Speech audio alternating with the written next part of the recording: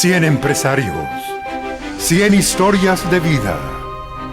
Un programa de la Cámara de Comercio de Medellín para Antioquia. Progreso y desarrollo. Recorrido histórico por la industria, la empresa y sus protagonistas. Profunda mirada a la vida y obra de los más atrevidos y exitosos empresarios antioqueños del último siglo. Vistazo al pasado y al presente para crear el futuro. 100 empresarios, 100 historias de vida. Hoy, Fidel de Jesús Cano Gutiérrez.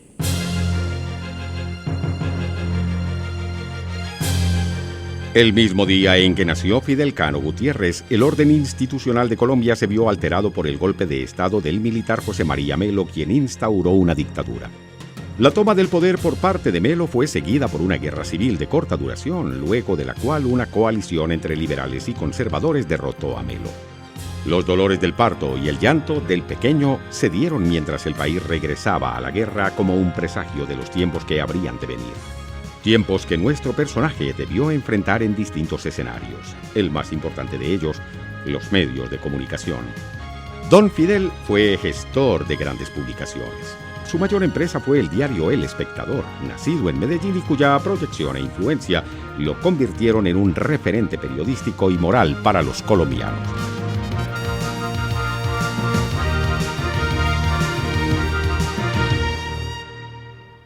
Fidel Cano, la familia y su formación intelectual. Fidel de Jesús Cano Gutiérrez nació el 17 de abril de 1854 en el municipio de San Pedro. Sus padres eran Joaquín Cornelio Cano y María de los Ángeles Gutiérrez. El padre de Fidel nació en Medellín, pero en la década de 1840 se trasladó hacia el norte antioqueño, en donde se dedicó al comercio. Su primer matrimonio fue con Catalina Uribe, hija del alcalde de Anorí. Luego de enviudar, don Joaquín permaneció por un tiempo en aquel municipio en compañía de su hijo Delfín y una criada. Don Joaquín logró acumular alguna fortuna con el comercio y la extracción del oro. Gracias a su buen nombre y vínculos comerciales, logró desposar a la joven María de los Ángeles, 20 años menor que él e hija de uno de los dones del municipio de San Pedro. La nueva pareja habitó entonces una casa solariega de corredores y amplias habitaciones localizada en la carrera de Independencia con la calle Ayacucho, cerca de la plaza principal. Allí nacieron Fidel y sus 3 hermanos, Jesús, Ignacio y Rosario. El niño Fidel empezó sus estudios en la escuela de San Pedro. Luego su familia se trasladó al municipio de Anorí y continuó su formación bajo la tutoría de su primo hermano don Rodolfo Cano. Gracias a él adquirió el hábito de la lectura y aprendió a reconocer los principales poetas colombianos y extranjeros. Esta época coincide con la promulgación de la Constitución Liberal de Río Negro de 1863, que estableció la separación de poderes entre Iglesia y Estado y la libertad de expresión, cultos y prensa. Este no es un dato suelto, cuando se mira con detalle el norte y pensamiento de Fidel. A la edad de 15 años fue enviado por sus padres a la capital antioqueña a seguir estudios, como lo recuerda su bisnieto Luis Fernando Múnera López. Don Fidel aquí en Medellín empezó estudios universitarios en la Universidad de Antioquia, no logró terminarlos y se dedicó luego a la docencia. Don Fidel, de la mano de don Rodolfo, su primo, tuvo una gran formación autodidacta. Fue un gran lector, sobre todo de autores franceses. Entonces él rápidamente orientó su vida a la docencia, fue profesor en varios colegios en Medellín, en Río Negro y en Envigado. Fidel conoció en 1872, a sus 18 años, en Sabaneta, a quien fue la compañera de su vida, Elena Villegas Botero. La joven era hija del conservador Luis María Villegas, uno de los hombres más pudientes del municipio, quien era conocido como el patriarca de la doctora. Fidel se ganó el amor de Elena y la confianza de su suegro y se casó el 21 de junio de 1876. A pesar de ser Fidel liberal y el suegro conservador, entre los dos hubo un gran aprecio, como lo cuenta Múnera López. Don Fidel, muy joven, tendría tal vez 21 años, fue nombrado por el alcalde de Envigado, don Luis María Villegas, conocido como el patriarca de la doctora. En ese momento alcalde de Envigado, y gran líder conservador de Envigado, fue nombrado director del Colegio de Niños Municipal. Imagínense, un conservador, alcalde, líder político, nombra a don Fidel liberal en un puesto tan delicado como la dirección del Colegio de Niños, donde se estaban formando las futuras generaciones.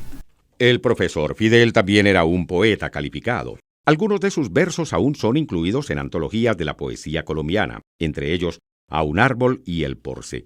Se trata de poemas de alto contenido cristiano, ya que Fidel no fue ateo, solo se oponía a la participación del clero en política, como todo liberal. Justamente su nieta Gloria Nieto Cano nos habla de la faceta de Fidel como poeta. Don Fidel, en sus poesías, en realidad más me gusta la esencia que la forma.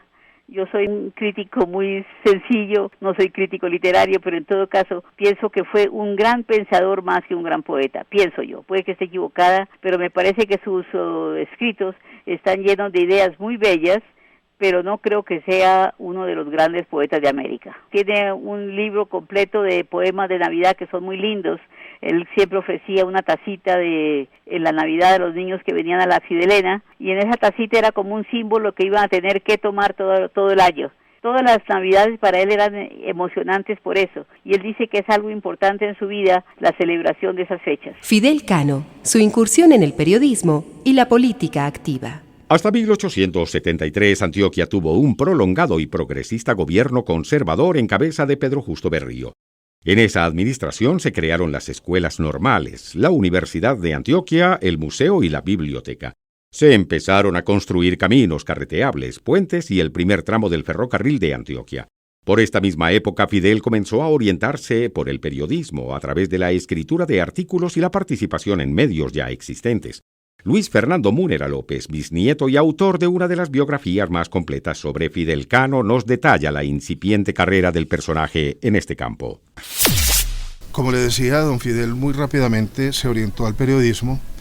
Empezó en 1872, o sea, tenía del orden de unos 18 años cuando inició, como colaborador del periódico literario y liberal La Palestra de Medellín.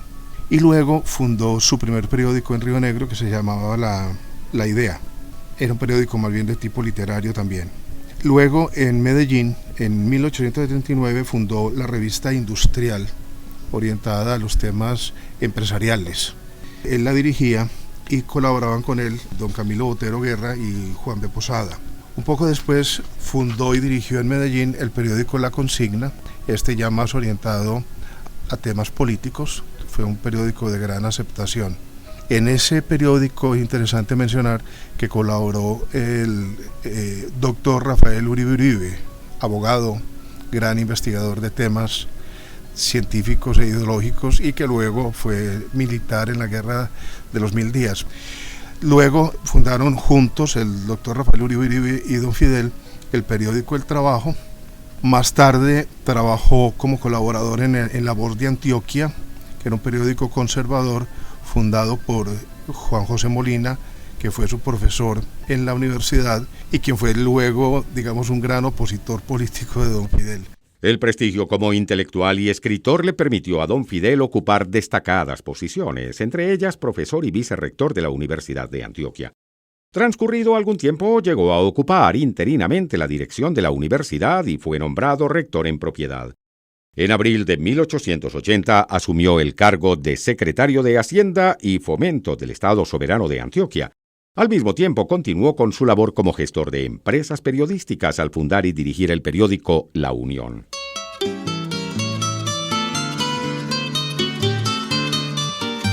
En 1882 fue nombrado también por el gobierno antioqueño director de la imprenta oficial.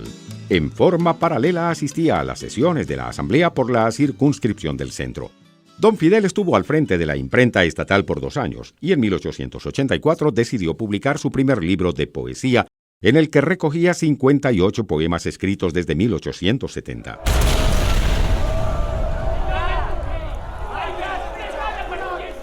En 1885 estalló una de las guerras civiles más cruentas del siglo XIX.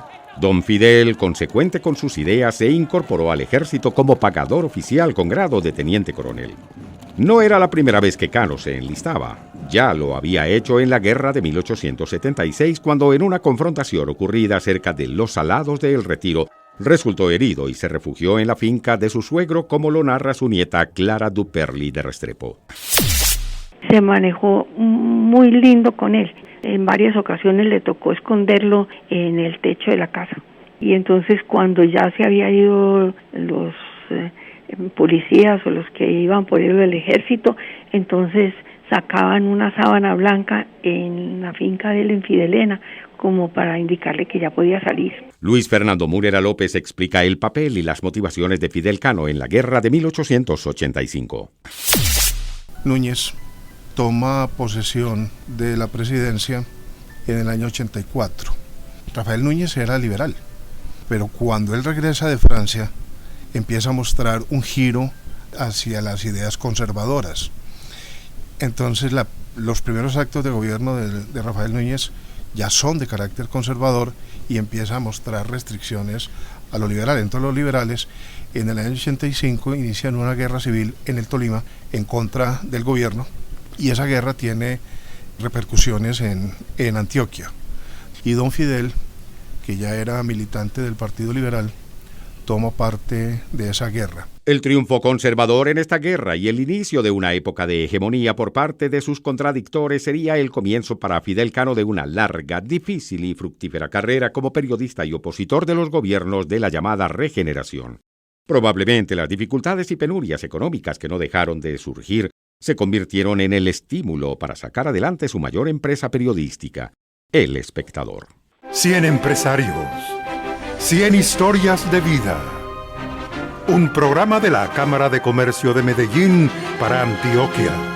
Fidel Cano y la fundación de El Espectador. El 22 de marzo de 1887, Fidel Cano fundó en Medellín El Espectador, desde el cual inició una crítica sistemática de los gobiernos conservadores de la llamada Regeneración. El encabezado del primer número, que constaba de solo 4 páginas, decía: periódico político, literario, noticioso e industrial. Director responsable, Fidel Cano. En resumidas cuentas, se trataba de servir al ideario liberal, como doctrina y como partido, a pesar de las restricciones a la libertad de imprenta impuestas por los regeneradores. En segundo lugar, procuraba contribuir con la literatura y ser un órgano informativo.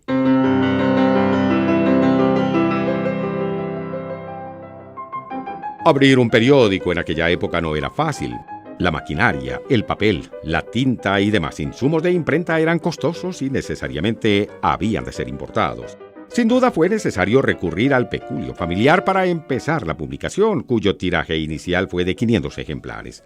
Otra parte del dinero provino de créditos concedidos por amigos y copartidarios. El precio de cada ejemplar era de 2,5 centavos, cuyo recaudo, sumado a las pautas publicitarias, le permitieron a don Fidel responder a sus acreedores, como lo cuenta Luis Fernando Múnera López, bisnieto del personaje. Él fundó el periódico con plata prestada, y lo primero que hizo cuando el periódico empezó a producir fue pagar cumplidamente esos préstamos. Los primeros en pautar, como es de suponer, fueron sus amigos liberales. El empresario Manuel J. Álvarez Carrasquilla, quien por entonces empezaba con su agencia de comisiones y compraventa de libros y útiles de escritorio. Su amigo Rafael Uribe, quien anunciaba sus servicios como abogado especializado en asuntos criminales, cuya dirección estaba en Cundinamarca, una cuadra arriba de San Juan de Dios. Otros anunciantes fueron el abogado Benjamín Palacio, los comerciantes Ricardo Castro y Miguel Salas. De igual forma, los artesanos Jorge y Francisco A. Ángeles promocionaban sus zapatos finos de marroquín y de becerro.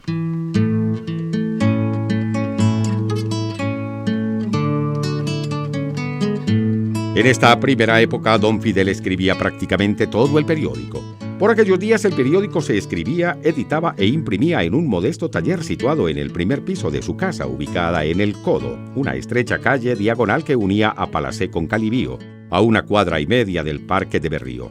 Allí enseñó a sus herederos a manejar los viejos armazones de madera donde se componían las letras de metal para ir formando las líneas de madera donde se imprimía en una prensa Washington accionada a mano que podía lanzar entre 100 y 200 hojas por hora.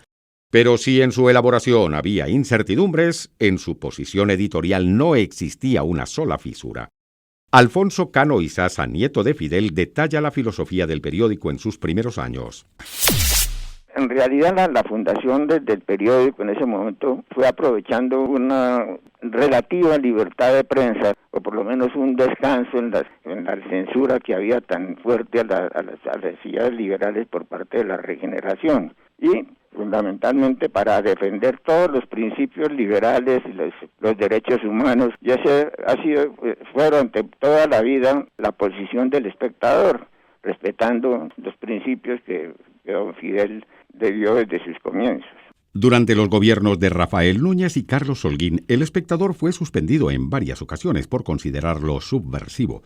La empresa periodística experimentó entonces cierres prolongados entre 1890 y 1897. A partir de ese momento, don Fidel asume otra posición editorial. El cambio no se da por las presiones y hostigamiento de los gobiernos de turno, sino por una convicción profunda de su director de que una nueva guerra civil sería fatal para el país. Alfonso Cano Izaza comenta esta reflexión pacifista de don Fidel. Fue un pacifista fundamental, lo mismo que ha sido la posición del Espectador durante toda su vida, buscar la paz en todas las formas y no por medio de las armas. Nunca fue escuchada, porque la realidad es que las guerras se siguieron sucediendo y el problema político era cada vez más difícil para los principios y las ideas liberales.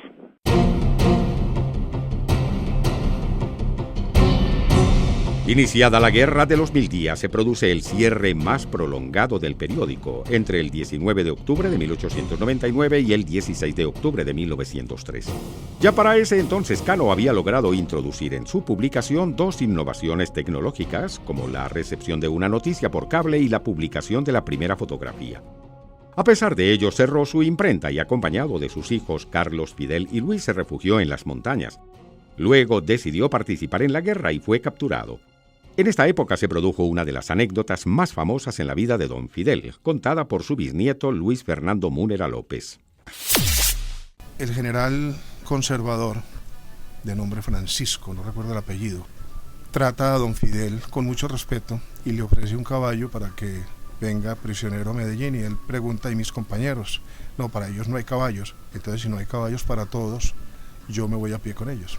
La detención de don Fidel provocó en su esposa Elena una crisis narrada por Múnera López. Ya llegando a Medellín, don Fidel recoge una flor para entregarle a su esposa. Cuando llegan a Medellín, la gobernación de Antioquia estaba en el mismo sitio donde estuvo mucho tiempo, en la calle Calibío con la carrera Bolívar, obviamente un edificio más pequeño, y la cárcel estaba enseguida. Ahí lo esperaban sus hijos quisieron recibirlo y no se les permitió por los militares, pero él les entrega la flor para que se la lleven a su madre. Don Fidel se entera de que su esposa cae enferma, de la angustia de verlo prisionero, y don Fidel le pide al gobernador que le permita ir a visitarla. El gobernador se lo permite, y el alcaide de la cárcel, el director de la cárcel, le dice: ¿qué garantía tiene usted de que vuelva? Y el gobernador le dice: para mí me basta la palabra de don Fidel. Efectivamente, don Fidel a las 6 de la tarde de ese día estaba tocando las puertas de la cárcel para que le permitieran entrar. Terminada la Guerra de los Mil Días, el país entró en un proceso de búsqueda de la concordia y la superación de los odios entre los partidos. Los gobiernos, aunque siguieron siendo conservadores, dieron cabida a algunos liberales en cargos públicos. Una de las expresiones de esta búsqueda de un clima más pacífico fue la creación en 1903 de la Academia Antioqueña de Historia, de la cual don Fidel fue miembro correspondiente y vicepresidente. En dicha institución confluyeron intelectuales de ambos partidos interesados en rescatar la identidad y encontrar el sentido a la nación. Don Fidel también reabrió El Espectador, pero en 1904 decidió cerrarlo nuevamente. ¿La razón? La da su bisnieto Luis Fernando Múnera López. Después de la Guerra de los Mil Días, asume el poder el general Rafael Reyes, quien hace un gran esfuerzo por la reconstrucción del país, pero también con una postura política muy dura. Ahí no hubo una orden del gobierno de cierre del periódico, pero don Fidel siente que el ambiente político no da espacio para que se continúe con el periódico, y él decide cerrarlo. El Espectador permaneció cerrado entre 1904 y 1913. Don Fidel hace una pausa que resulta benéfica para su familia. Cabe recordar que de la unión con doña Elena nacieron 14 hijos, 5 varones y 9 mujeres. En el hogar compartía con sus hijos los mismos principios del empresario y del intelectual admirado. Clara Duperly de Restrepo, nieta de don Fidel, cuenta la historia que nos muestra al ser humano. Él siempre separaba un plato en la mesa especial, que él lo llamaba el plato del pobre, y ahí depositaba, antes de empezar, gran parte de su comida, y le pedía a los de la mesa que también aportaran en ese plato, y siempre se le daba a alguien ese plato de comida. De regreso a la actividad política entre 1910 y 1914 bajo la presidencia del antioqueño Carlos C. Restrepo, quien llegó al poder gracias a la confluencia de liberales y conservadores, don Fidel ocupó una curul en la Cámara de Representantes y en el Senado de la República. El 21 de febrero de 1913 reabrió El Espectador en un formato mayor que el anterior y bajo el lema «El Espectador trabajará en bien de la patria con criterio liberal y en bien de los principios liberales con criterio patriótico». A los pocos meses y gracias a que se convierte en diario, logró llegar a la edición 1000. Ya para entonces debía enfrentar la competencia en el territorio antioqueño de un nuevo diario, El Colombiano, fundado en febrero de 1912 por Francisco de Paula Pérez.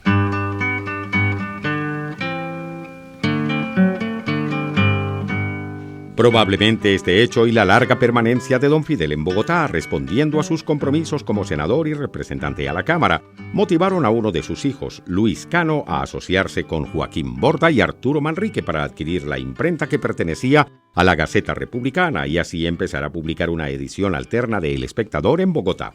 Esto sucedió en 1915. Luis Fernando Murera López cuenta detalles de la apertura del periódico en Bogotá. Ahí hubo dos razones, una de tipo familiar y otra de tipo estratégico.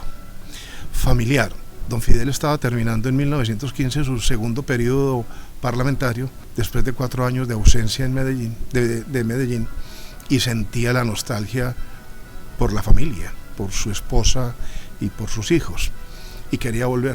Pero sentía que el periódico El Espectador ya no iba a tener tanto espacio en la ciudad, después de un cierre tan prolongado como el que acabo de narrar. Entonces él no se sentía muy seguro. Y a él le estaban ofreciendo que se quedara en Bogotá, dirigiendo otros periódicos, en fin, pero él quería volver. Entonces los hijos, don Joaquín Cano y don Luis, don Joaquín más empresario, don Luis más periodista y político, le proponen: abramos la sucursal en Bogotá, y eso nos permite. Primero, Bogotá es un mercado más amplio, el periódico se puede posicionar, ya hay más libertad de prensa, y así usted, papá, puede regresar a Medellín y vivir más tranquilo. La edición de Bogotá fue dirigida en sus inicios por don Fidel y su hijo Luis. Luego ingresaron Gabriel Cano y Luis Eduardo Nieto Caballero, hermano de Agustín Nieto Caballero, el yerno de don Fidel.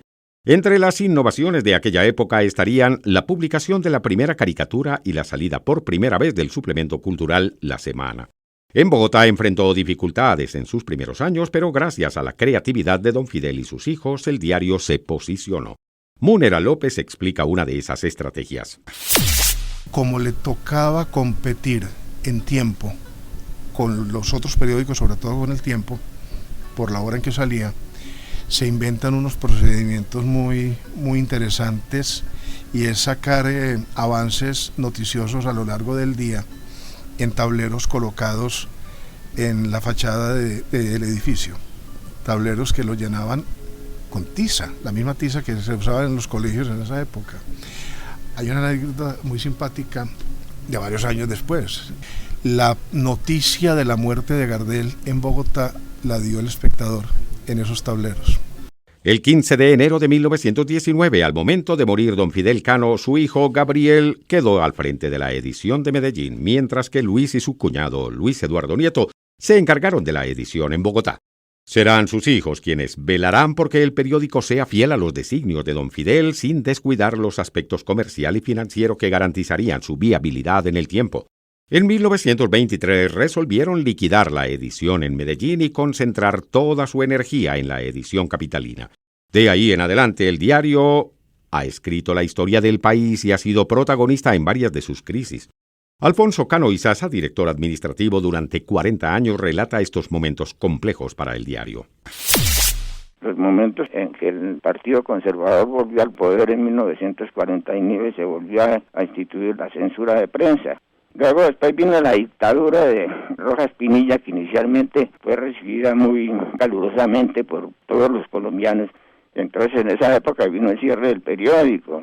Con el grupo Gran Colombiano no fue un problema, fue una convicción del periódico que tenía que denunciar los malos manejos de los ahorros de los colombianos. Eso le causó al espectador unos daños muy grandes en la parte económica, porque pues en ese momento el doctor Mikkelsen era el gran cacao del país y manejaba prácticamente todos los hilos de la propaganda. Entonces toda esa propaganda fue retirada del espectador. Posterior a eso, cuando se demostró efectivamente que el espectador tenía toda la razón en hacer esas denuncias, vino el problema del narcotráfico.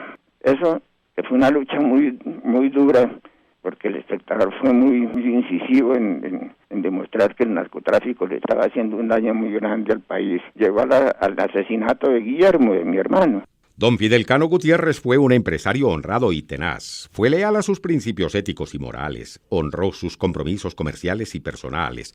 Fue innovador y respetó a todos los integrantes de sus proyectos empresariales, en especial a sus trabajadores, como lo evidencia Luis Fernando Múnera en una anécdota. Durante la vida del periódico, que fue muy difícil, como ya hemos dicho, muchas veces los ingresos no alcanzaban. Y él los ingresos los dedicaba primero a pagar el salario de sus trabajadores que a guardar plata para él. Uno de los trabajadores de él le concedió una entrevista al periódico El Espectador por allá a principios de la década del 50, cuando se cumplían los 100 años de nacimiento de don Fidel.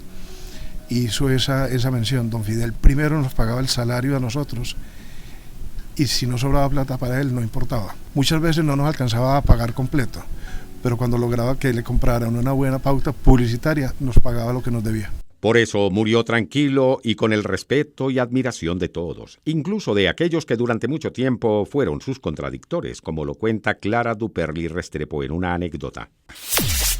Pues la que más me conmueve es la del monseñor Enrique Uribe, que fue quien lo atendió en sus últimos momentos, que cuando salió dijo: acaba de morir un santo.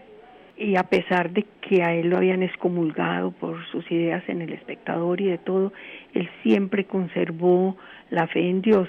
Y en una de sus cartas a Elenita le dice: desde ahora mi casa será mi templo, porque ya no puedo ir a la iglesia porque de ahí me echaron. El respeto que le profesa el país a don Fidel ha crecido con el paso del tiempo. Roberto Arias Pérez, familiar de Fidel Cano, lo evidencia en el siguiente relato. Vivíamos nosotros en Europa y nos encontrábamos en Ginebra, en donde estaba dirigiendo yo un curso que habíamos organizado para juristas de distintos países del mundo. Y salimos con mi señora a almorzar, y cuando estábamos en la mesa, vi que venía de una mesa relativamente cercana a la nuestra uno de los miembros de la comisión, que se acercó y me dijo: Roberto, vengo a pedirle un favor. Claro, profesor, ¿qué puedo servirle? Me dijo: quiero que usted me permita sentarme 5 minutos en su mesa, porque quiero conversar con su señora, con Gloria, que sé que es nieta de don Fidel Cano. Él era uno de los hombres más importantes que ha producido Colombia en materia de derecho internacional. Un antioqueño algo desconocido injustamente en Colombia y famoso, diría yo, que en el mundo entero. Era el profesor Jesús María Yepes. Entonces me dijo: Roberto, el destino es caprichoso, pero conmigo ha sido generoso. Se trata de lo siguiente: yo, me decía el profesor Yepes, conocí mucho a don Fidel Cano, lo combatí, critiqué sus ideas, ataqué sus escritos, hice lo posible para que no triunfaran sus ideologías, pero con el correr del tiempo me di cuenta de que yo estaba equivocado y que don Fidel Cano no era lo que yo había pensado en un principio, sino que por el contrario era un hombre admirable. Pero tengo, me agregaba el profesor Yepes, un remordimiento desde ese entonces de no haber tenido la oportunidad de pedirle disculpas, de pedirle perdón por haberlo atacado. He tenido eso en el fondo de mi alma durante muchos años, y ahora que tengo la oportunidad de conocer y de ver y de hablar con su nieta, quiero decirle a ella, y por su intermedio al alma de Fidel Cano, que yo soy su gran admirador y creo que fue un gran patriarca, un ejemplo de patriota, un ejemplo para Colombia, un hombre que hizo mucho por el país y que el país jamás podrá olvidar.